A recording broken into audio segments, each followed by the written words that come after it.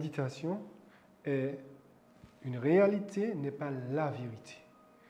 Et pour illustrer cette méditation, je m'appuierai sur le passage de Psaume 33, versets 10 à 11, qui dit « L'Éternel renverse les desseins des nations, il anéantit les projets des peuples, les desseins de l'Éternel subsistent à toujours, et les projets de son cœur de génération en génération. » Nous avons tous déjà été confrontés à des réalités qui nous contraignent à changer de façon de vivre, changer de façon de penser ou même d'agir. Qu'est-ce qu'une réalité? Alors, en cherchant dans le dictionnaire Larousse, 3 définitions sont proposées. La première, c'est une vérité. La deuxième, c'est un fait et non une fiction. Et la troisième, c'est une chose palpable qui ne peut laisser place à aucun doute.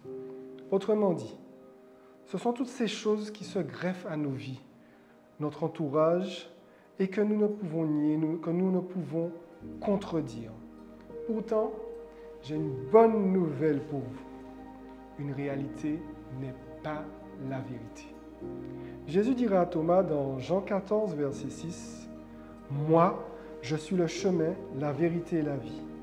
Personne ne va au Père sans passer par moi. » Le passage confirme donc que c'est Dieu la vérité.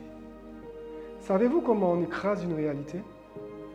On y arrive en prophétisant la guérison, en prophétisant sur ton mariage, en prophétisant sur ton ministère, en prophétisant sur ta vie et celle de ta famille. Regardez avec moi ce passage.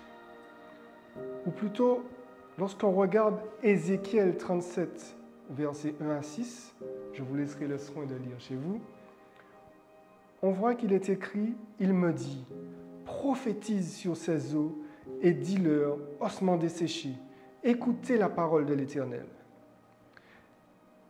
Pour que vous puissiez un petit peu comprendre ce passage, ce qui se faisait, c'est que l'Éternel a transporté Ézéchiel dans un lieu rempli d'ossements secs. Le passage dit même qu'ils étaient nombreux et complètement secs. Ça, c'est la réalité. En réalité, il n'existait plus de vie dans ces ossements et en réalité, il était impossible sur un point humain, sur un point scientifique aussi, que ces ossements puissent reprendre vie. Et justement, parce que cette réalité était palpable, que le Seigneur a posé cette question à Ézéchiel. « Fils de l'homme, ces os pourront-ils revivre ?»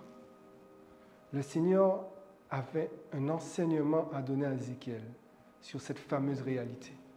L'enseignement est que la puissance de Dieu nous rend capables de renverser une réalité en vérité. La puissance de la prophétie change la réalité en vérité. Il a dit à Ézéchiel, prophétise sur ces eaux. Prophétise sur ces eaux et dis-leur, ossements desséchés, écoutez la parole de l'Éternel. Ainsi parle le Seigneur, l'Éternel à ces eaux. Voici, je vais faire entrer en vous un esprit, et vous vivrez. Je vous donnerai des nerfs, je ferai croître sur vous de la chair. Je vous couvrirai de peau, je mettrai en vous un esprit, et vous vivrez. Et vous saurez que je suis l'Éternel. Mon ami, voilà la clé qui te permet de passer de la réalité à la vérité. La science t'a dit que tu ne pourras pas avoir d'enfant. Le médecin t'a dit que ta maladie est incurable. Le professeur t'a laissé entendre que tu ne pourras jamais faire de grandes études. L'huissier t'a confirmé que ta maison sera saisie. L'avocat t'a annoncé que, peu importe tes investigations, ton entreprise fera faillite. Tu as trop de dettes.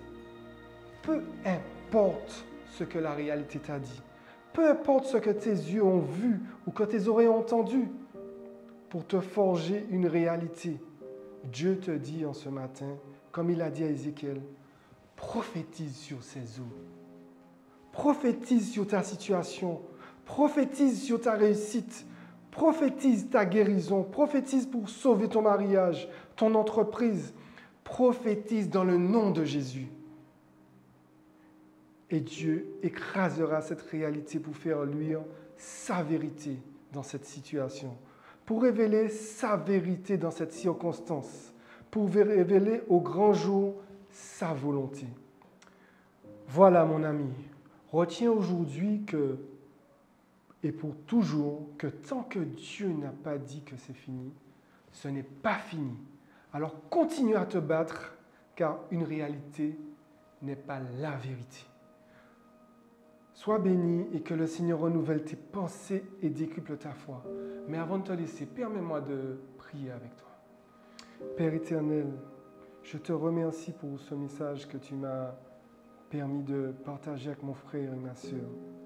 Merci pour la vérité que tu es. Merci parce que tu écrases les réalités pour faire ta volonté.